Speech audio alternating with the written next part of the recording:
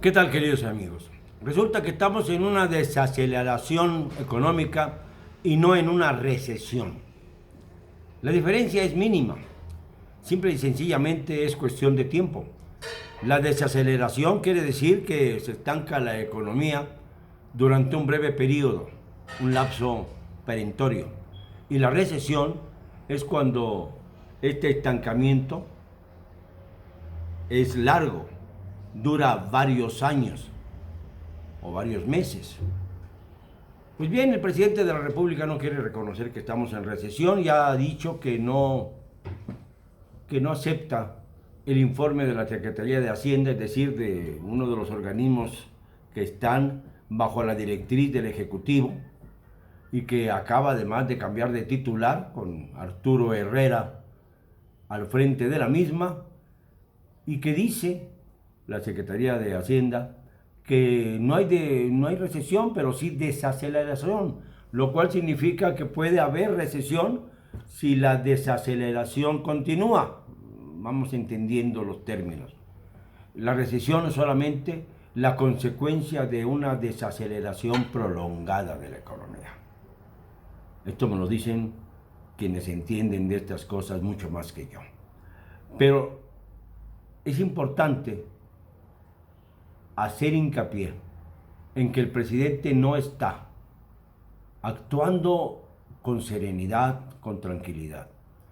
No se trata de atacar su figura, no se trata de denostarlo, se trata de mostrar estadísticas que son preocupantes y que pueden estallarnos en las manos. Esto es de lo que se trata, no de otra cosa. Por eso, una vez más, invoco a quienes tienen en sus manos los datos duros dentro del gobierno del señor López Obrador para que le hablen con la verdad y no hablen de la cuarta transformación como algo que no puede ser tocado por los efectos económicos. Claro que puede ser tocada. Y lamentablemente, los que hemos apostado por la cuarta transformación observamos que lo que ocurre es una terrible negligencia por no querer aceptar las estadísticas, por no querer aceptar la realidad. La recesión o la desaceleración se sienten en los bolsillos, se sienten en todas partes. Es algo que los mexicanos sabemos que se está dando. La carestía, obviamente también todo lo que tiene que ver con la inflación, aunque sea poquita, pero el hecho de que se anuncie con timbales y bombos, el hecho de que hayamos crecido en los últimos meses, en el último año, 0.1%, es casi una catástrofe. Y el presidente la saludó como si se tratara de un éxito fulgurante de su gobierno, porque dijo que aunque fuera poquito, el 0.1 es prácticamente nada, no habría recesión en México. Y entonces le sacaron el Twitter que mandó hace 5 años, cuando incordió al entonces presidente Peña el Miserable y su cómplice Luis Videgaray, quien desde Hacienda anunció que el crecimiento en 2014 sería de 0.8%. Esto, querámoslo o no, el 0.8% es bastante más, 8 décimas contra una, que lo que en este año creció la economía mexicana. Pero en aquel entonces López Obrador, el opositor, dijo que era una vergüenza para México, que era nada lo que había crecido el país y que él y los suyos podrían hacerlo mejor. Bueno, pues no ocurrió esto. Ojalá que ocurra en el transcurso del sexenio, que haya un año en el que pueda decir ya superé el 0.8% y si quiere lleguemos a un punto de crecimiento, porque los pronósticos no son buenos. El Citi Banamex, por ejemplo, habla de que el PIB podrá crecer a lo largo del 2019, es decir, contando a los meses que nos faltan, apenas 0.2%. Estamos en un hilo para caernos de un lado o del otro. Es decir, estamos tambaleantes, tenemos una economía tambaleante.